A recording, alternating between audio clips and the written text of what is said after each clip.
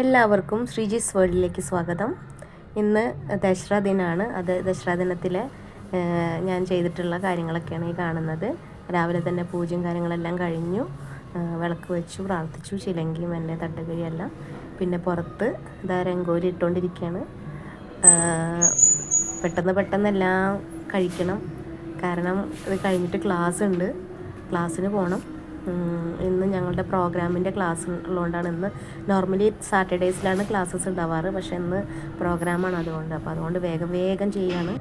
പിന്നെ പുറത്ത് വിളക്ക് രണ്ട് സൈഡിലും കത്തിച്ചു. ലാസ്റ്റ് രംഗോലി ഇട്ടത് ഇങ്ങനെയാണ്.